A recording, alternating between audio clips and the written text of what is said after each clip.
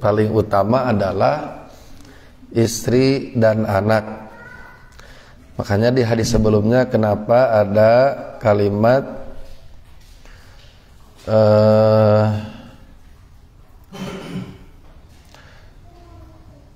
khudi min malihi bil ma'ruf. Istri boleh mengambil kalau suaminya pelit ya,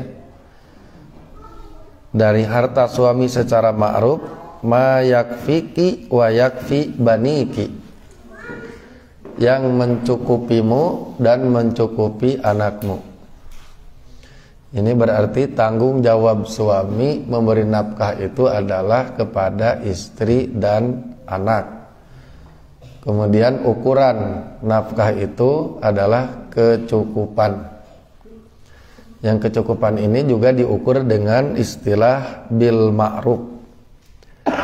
Bil ma'ruf itu berarti sesuai dengan adat kebiasaan, sesuai dengan situasi dan kondisi.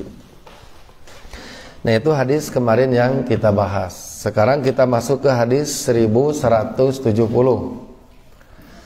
Sanad hadis dari Thariq al-Muharibi wa an Thariqin al-Muharibi, dan dari Thariq al-Muharibi qala, dia mengatakan, qadimnal Madinata, kami datang ke Madinah, fa idza Rasulullah sallallahu alaihi wasallam qaimun alal mimbar.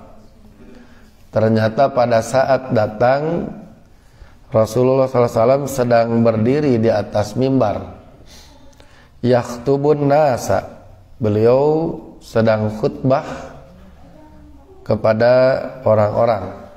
Wa yaqulu, dan bersabda, yadul mu'til ulya, tangan memberi, tangan di atas yang memberi, wabda biman ta'ula, dan mulailah dengan yang menjadi tanggung jawabmu.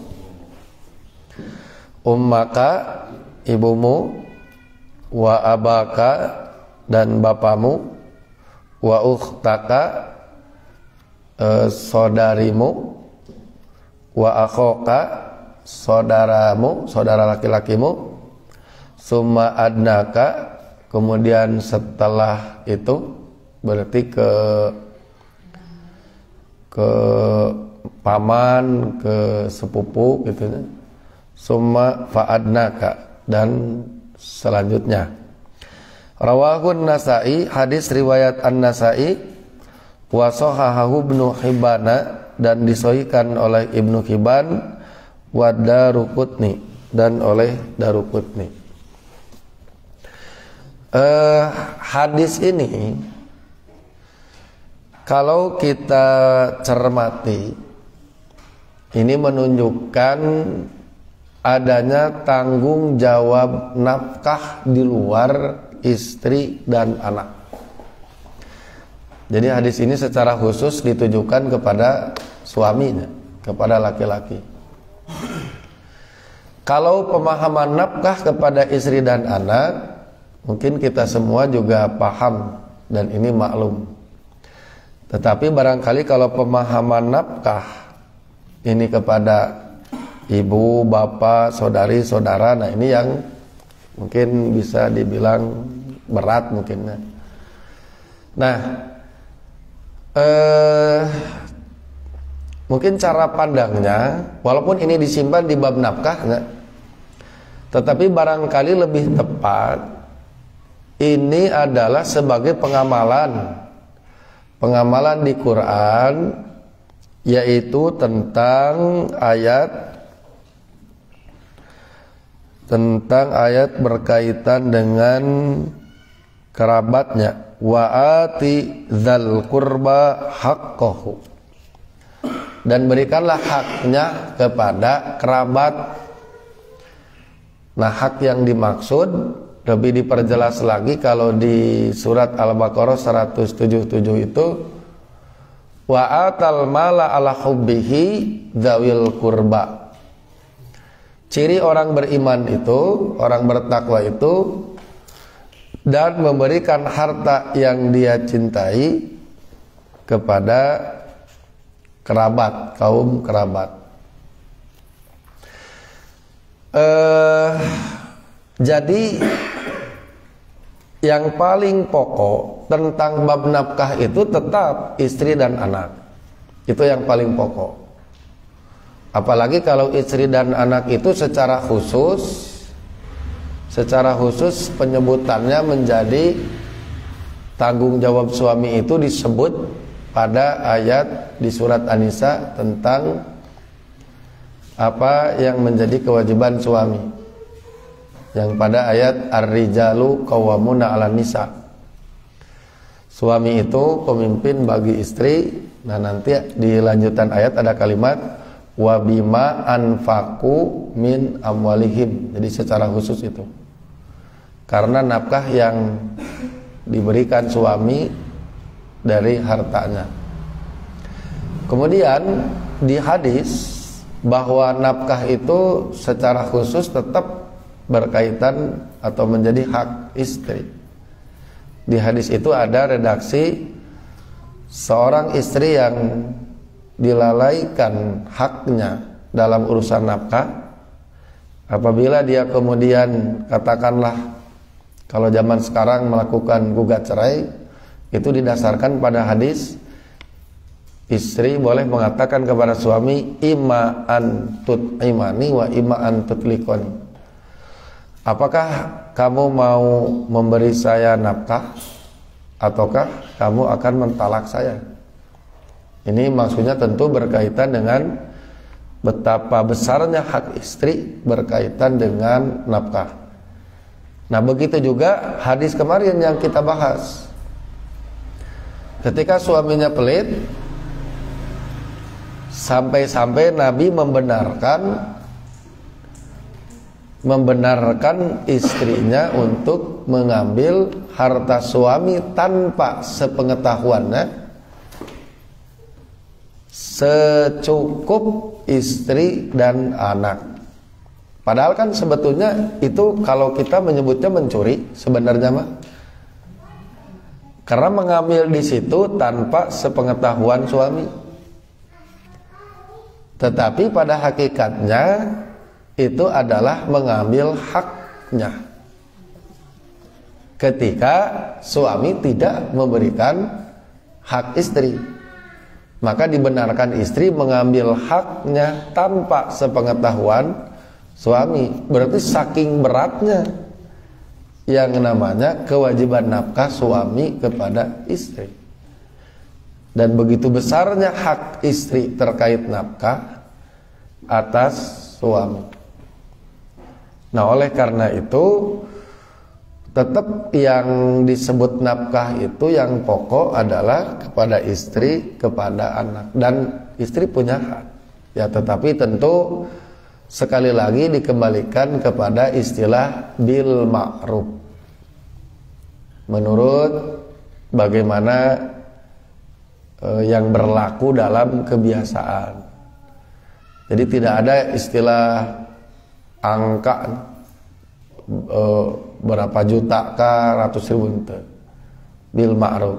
Apalagi kemudian juga ada ayat liyunfik dzu sa'atin min sa'atih, hendaklah berinfak atau memberikan nafkah orang yang memiliki keleluasaan dari keleluasaannya atau dari harta yang dia miliki berdasarkan kemampuannya. Nah, ini berarti tetap kembali kepada kebiasaan, mungkin juga kompromi, mungkin kita menyebutnya, bahwa cukup itu menyesuaikan kemampuan suami, menyesuaikan kebiasaan yang berlaku, gitunya. Itu yang disebut istilah cukup. Nah, penekanan pada hadis ini, walau mungkin kita tidak menyebutnya nafkah, atau biasanya kita menyebutnya sodakoh, nah. Tetapi barangkali ketika dimasukkan di dalam bab ini, karena keluarga juga sebetulnya punya hak dari kita. Terlebih kalau kita memiliki kelebihan harta. Jadi setelah kita melakukan kewajiban memberi nafkah kepada istri dan anak, lalu kemudian masih memiliki kelebihan harta, nah maka dituntut diharuskan agar memberikan hak kerabat, tentu tetap kembali kepada kemampuan. Nah, apabila kita memiliki kelebihan harta, lalu kemudian kita akan memberikan kepada yang disebut istilah dzawil qurba, begitu. Maka urutan berdasarkan hadis ini berarti yang pertama adalah ummaka, ibumu. Karena ini juga berkaitan dengan sebetulnya yang disebut dengan yadul mu'ti al-uliyate. Kalau yang terkenal mah tangan di atas lebih baik daripada tangan di bawah, itu kan yang terkenal. Cuma hadis ini mempertajam. Yang dimaksud tangan di atas itu adalah yadul mu'ti, tangan yang memberi.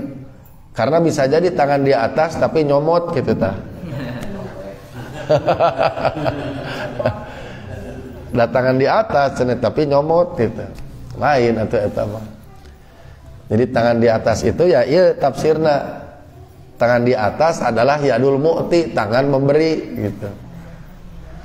Nah, kepada siapa selebih dari pokok kewajiban nafkah setelah kepada istri dan anak, kepada siapa kita harus memberi harta ketika ada kelebihan?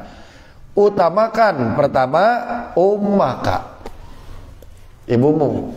Di sini timbul pertanyaan. Di dieu kan disebut ibu jeung bapak. Tak, nah maka indung heula kitu hadis ieu teh. Ternyata karena hak ibu lebih kuat dalam hal pengabdian atau kebaikan anak terhadap orang tua. Lebih kuat hak ibu daripada hak bapak. Perbandingannya adalah, nah penulis Imam As-Sun'ani dalam kitab Subulus Salam membawakan ayat wa wassaynal insana biwalidayhi, dan kami wasiatkan, maksudnya kami wajibkan kepada manusia tentang kedua orang tuanya ihsanan, agar berbuat baik kepada kedua orang tuanya. Tetapi setelah itu lalu disebut lagi hamalathu ummuhu, ibunya telah mengandungnya, karhan dalam kondisi payah, wa wada'athu karhan dan melahirkannya dalam kondisi payah. Kenapa ini disebut ibu, tadi disebut bapak gitu. Kan itu tadi teh Allah mengamanahkan agar anak berbuat baik kepada kedua orang tua. Lalu yang disebut diambil contoh dari kedua orang tua itu adalah bagaimana kiprah ibu.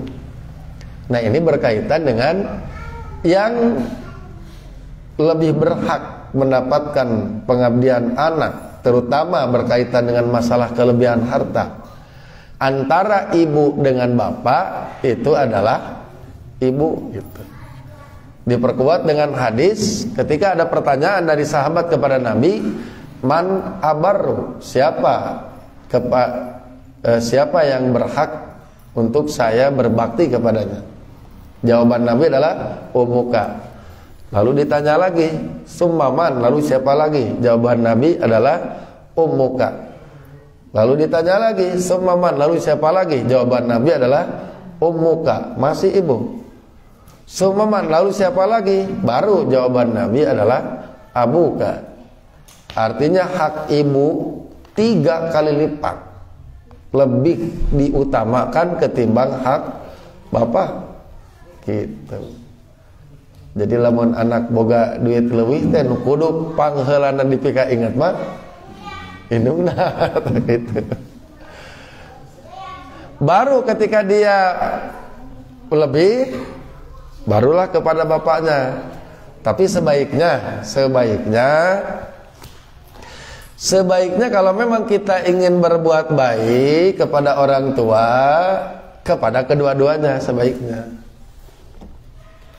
ka ibunya, ka bapaknya. Jadi misalkan nya ari ka indung mah kaci da nya mun mere duit teh sok ditarima keun ada memang keur kabutuhan di imah.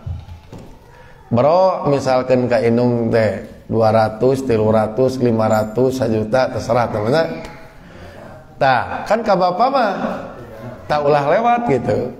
Kalaulah tidak memberi uangnya dan karena biasanya bapak mah tara butuh. Nah, apakah itu kalau bapaknya suka? Kalau tidak suka ya minimal martabak gitu. Nah gitu, jadi ya coknya tambah atur-atur kalau mau berupa uang. Tapi dah sosok bapak mah jarang lah. Iya jarang.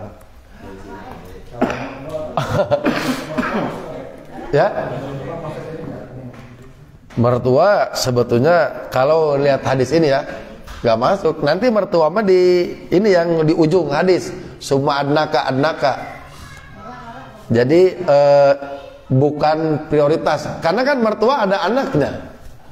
Ya, ini kita bicara internal dulu gitu. Jadi mertua ada anaknya, internal anaknya. Nah kita juga internal anak hubungannya langsung dengan ibu bapak sendiri dulu gitu. Ya memang ini secara khusus ini memang kepada laki-laki. Dari sejak hadis yang kemarin kita bahas, sekarang dan seterusnya sebenarnya ini laki-laki. Tetapi catatannya tadi bahwa tetap yang pokok kepada istri kepada anak itu yang pokok.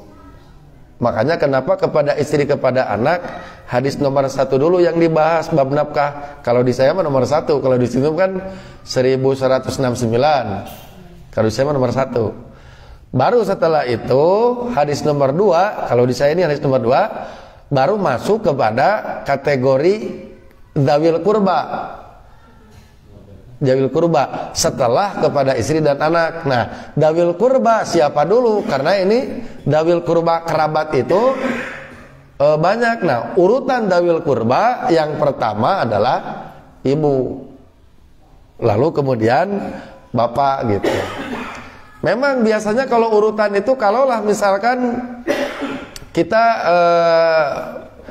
melihat kepada kemampuan, katakan oh berarti lamun duit dengan mahi ke indungnya indung bapak tekuluna. Sebaiknya tidak begitu gitu. Nah, ya kalaupun tidak setik ewang, porsi ibu lebih besar ketimbang porsi bapak.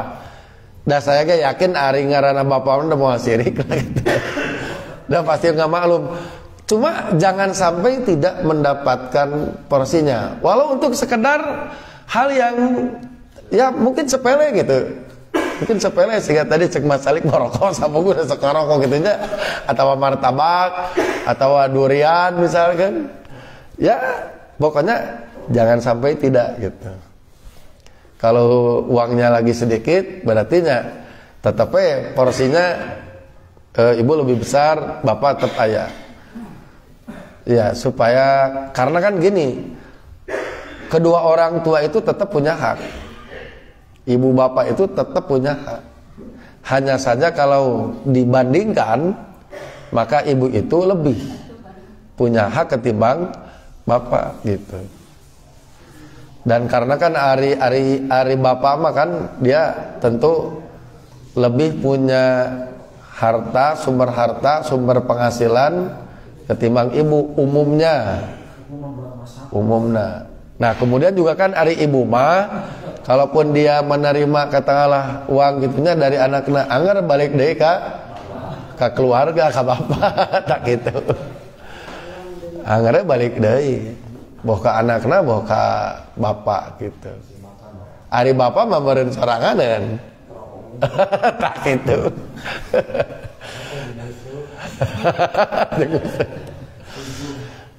Ya jadi diamanahkan kepada kedua orang tua. Dan memang di Quran itu selalu disebutnya walidai. Kedua orang tua berarti sebisa mungkin tidak dipisahkan. Hanya ibu porsinya lebih besar ketimbang daripada bapak. Dan secara fitrah dan umumnya kebanyakannya bapak itu sudah maklum. Moal pas sirik-sirik surah senang lebih gede sen mamari bapak kan sakieu. Umumnya lebih maklum, dan itu menunjukkan aturan Islam berarti sesuai fitrah. Nya soke ayeuna model misalkannya anak lagi masih kecil gitu, umur-umuran setahun, 2 tahun, 3 tahun. Dia akan selalu menyebut nama ibunya ketimbang bapaknya. Ketika dia bangun tidur pasti yang dia sebut adalah ibuna gitu kan, umi gitunya. Walaupun mungkin ada bapak tapi jarang sekali. Kenapa seperti itu? Wajarlah. Karena kebersamaan ibu dengan anak itu lebih ketimbang dengan bapak. Kasih sayang ibu itu lebih dirasakan secara langsung oleh anak ketimbang bapak. Walau bapak ada kasih sayang jelas, jangan ditanya gitunya.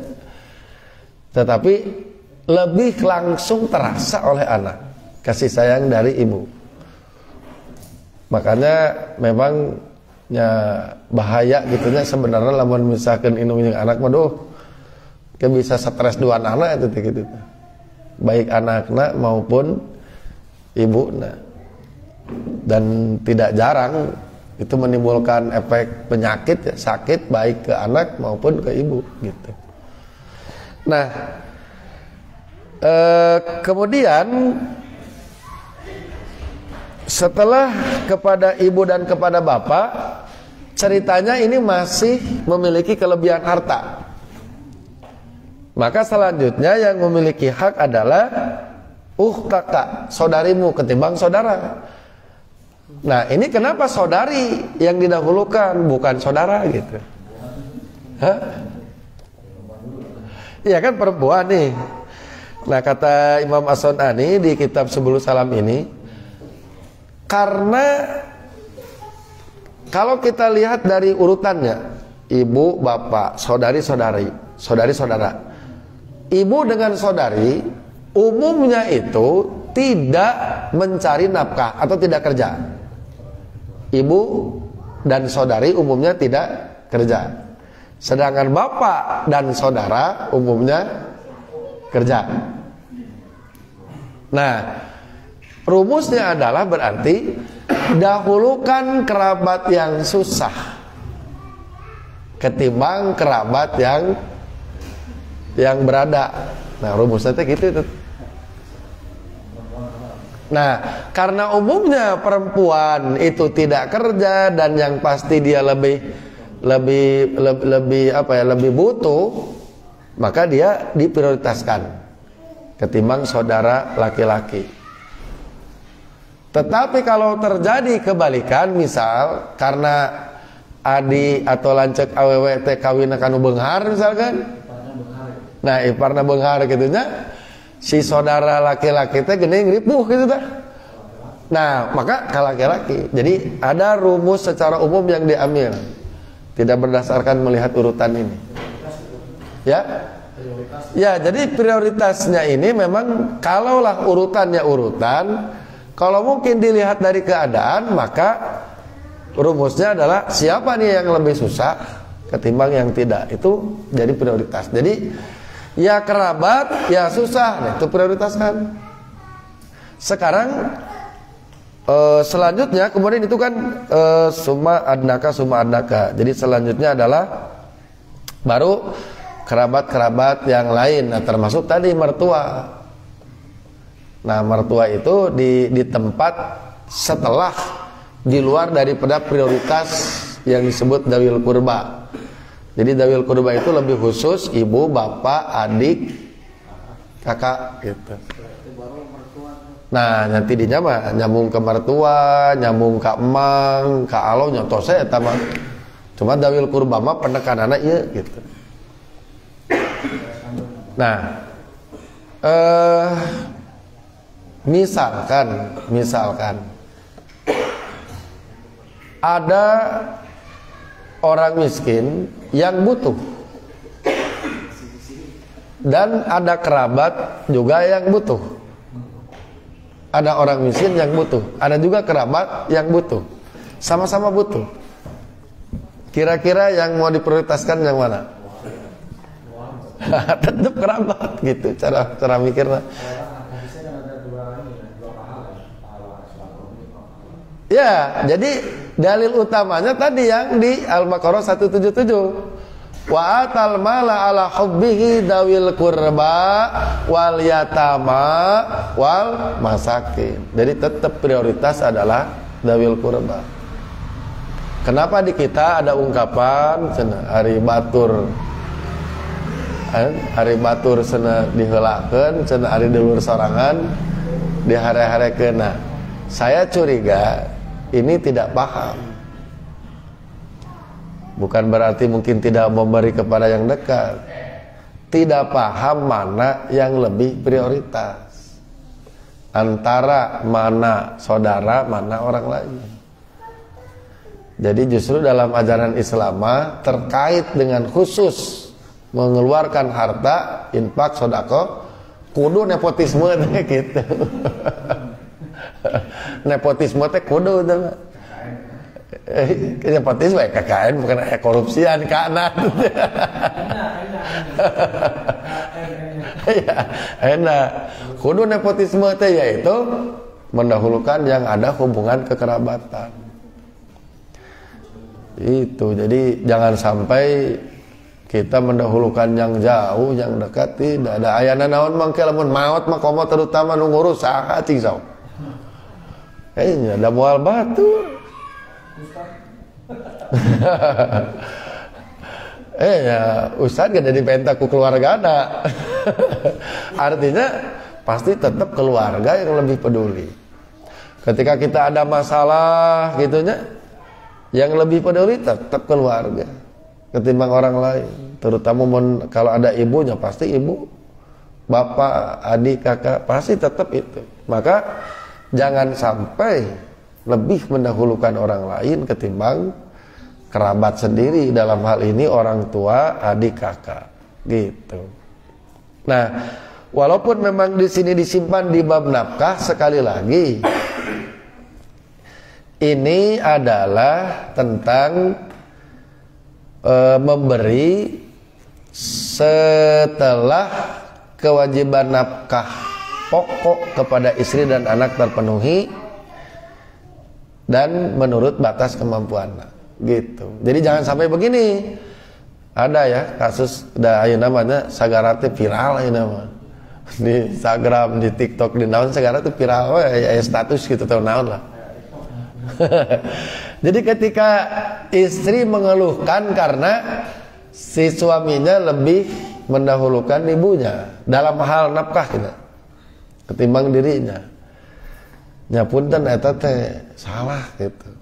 Walaupun memang si anak katakan punya tanggung jawab terhadap orang tuanya berdasarkan kepada ayat dan hadis ini, tapi ada yang lebih prioritas dan itu akan dihisab itu kepada istri dan anak. Pembahasan kepada orang tua mah kayak pembahasan hisab secara khusus. Di hadis anu warrajulu ra'in ala ahli baitihi, ini berkaitan dengan hak istri dan hak anak. Wahwa mas'ulun, dia akan diminta pertanggungjawaban atas apa yang menjadi tugas dan tanggung jawabnya. Yang disebut dengan ahlun itu istri, yang kedua anak.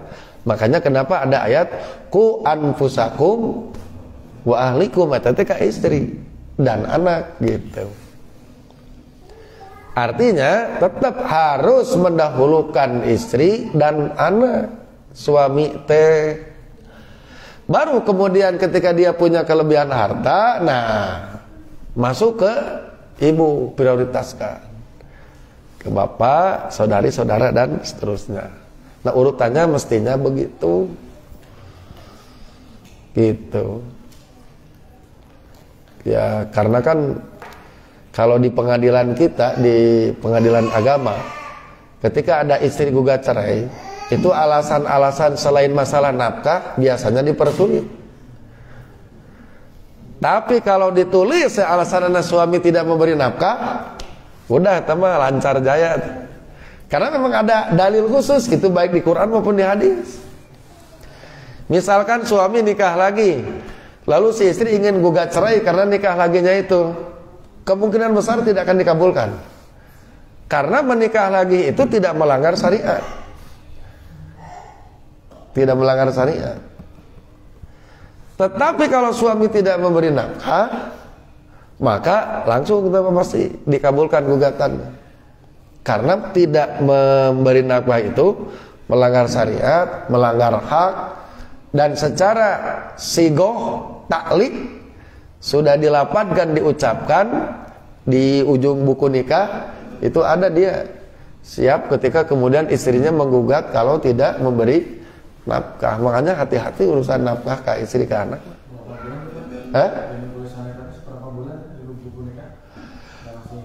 Ya itu kan kalau secara sadar dan sengaja melalaikan gitu Mas Ali, 3 bulan. Iya, lain lagi kalau dia lagi tidak ada kerja misalkannya, tapi dah katakan tidak ada kerja. Iya Mas, saya ningali iya banyak kehidupan orang di kampung lah, di Banjaran lah khususnya dulu ketika di sana. Memang hampir bisa dibilang tidak sedikit yang tidak kerja si suami-suami nantinya. Tetapi dah nunitah mah ayah wae gitu, cek paribasa nunitah teh mah. Mungkin nitah macul ke, mungkin nitah naon gitu, ayah wae teh. Atau nu ngajak, misalkan ngajak gawe gitu tah. Moal hari sampai kosong mah. Dan itu adalah berdasarkan kepada jaminan dari Allah eta mah. Nahnu narzuqukum wa iyyahum. Kami menjamin rizki orang tua, kum kan kepada ibu dan bapak, wa iyyahum dan kepada mereka ke anak gitu. Jadi rizki suami, rizki istri dan rizki anak teh secara khusus sebenarnya dijamin kok. Jadi kalaulah ada orang yang sukses dalam perniagaannya, perusahaannya, sebenarnya disukseskan. Nah selebihnya adalah bagaimana kita pintar memanajemen keuangan itu. Nah kepintaran kita manajemen, kemudian secara kudroh dan irodah Allahnya apalagi ada, biiznillah benghar gitu. Nah pada prinsipnya mah tetap kami aya jaminan rezeki. Jadi tidak mungkin sampai kosong, benar-benar kosong disebut tuh boga gawe teh. Pasti aya wae waktuna, walaupun cek paribasana kudu nginjem, insyaallah aya wae nu nginjemkeunana. Nya asal kaluar ti imah lah cek urang cek paribasa kolot mah asal kaluar ti imah we. Atau keur mayarna dimudahkan gitu.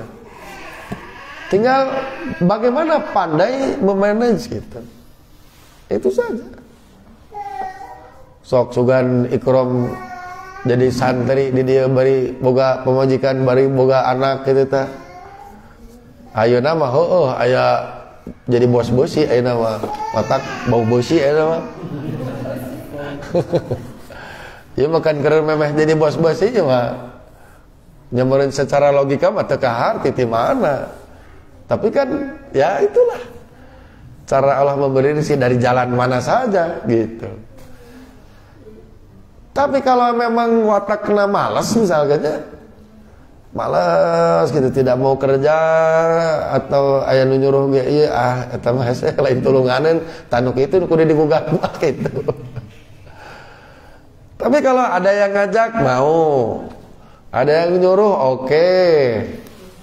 Aya garapeun misalkan harapeun imah naon misalkan anu boga kebon mah kebon garap gitu, hasil saeutak saeutik jual.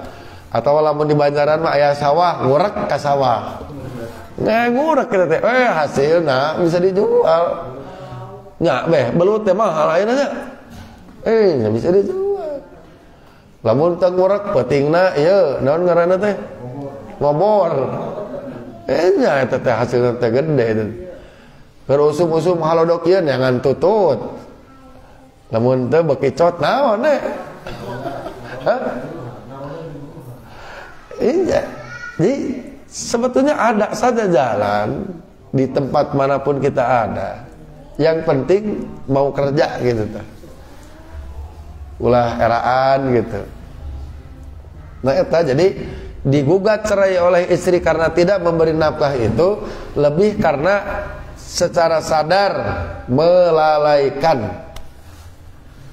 Apalagi sekarang kan ada bantuan dari pemerintahnya, ayo namanya ya UMKM naon deui ya prakerja, apalagi anu bantuan presiden teh naon, banpres naon, bansos tuh kurang kumaha ya nama teu meunang ti dieu teu meunang ti dieu teu meunang ti dieu kurang kumaha sebenarnya kacida lamun teu mere nafkah teh komo geus jadi bos bosi mau kacida teu mere nafkah. Nah jadi begitu ya, tentang masalah nafkah ini hati-hati, hak istri itu besar sekali urusan nafkah istri dan anak. Nah nanti selebih dari itu baru ke orang tua dan siapapun yang kita nilai membutuhkan dan utamakan kepada kerabat. Baik, itu mungkin ada pertanyaan dulu dari medsos Ustaz Dedi atau dari sini ya. Oh ya, tentang nafkah ya. Sebetulnya kan ini sudah kita bahas ya. Tentang nafkah berdasarkan kepada apa yang ada di Quran, yang menjadi kewajiban daripada suami adalah wa alal mauludi lahu rizquhunna wa kiswatuhunna bil ma'ruf. Rizquhunna wa kiswatuhunna bil ma'ruf. Rizquhunna itu kalau kita menyebutnya resiko dapur. Rizquhunna itu. Wa kiswatuhunna adalah pakaian. Itu yang disebut dengan nafkah. Sebab kalau rumah itu tidak masuk pada kategori kewajiban nafkah. Rumah mah, jadi tidak wajib membuat rumah untuk istri gitu.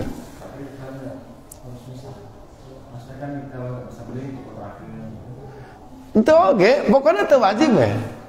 Yang ada juga di Quran itu kan askinuhunna min haitsu sakantum. Tempatkan istri dimanapun kamu tinggal. Jadi lamun masalik tinggalan di nya nutur karena istri tempatkan. Lamun cicingna ngontrak nya di ngontrak eta. Lamun cicingna di kolong jembatan oh aya itu. Pokoknya mah tempatkan di mana kamu tinggal. Nah gitu, ada juga begitu gitu. Masalah rumah mah bukan berkewajiban membuatkan rumah, bukan. Tapi menempatkan istri di mana kamu tinggal. Ada juga itu gitu.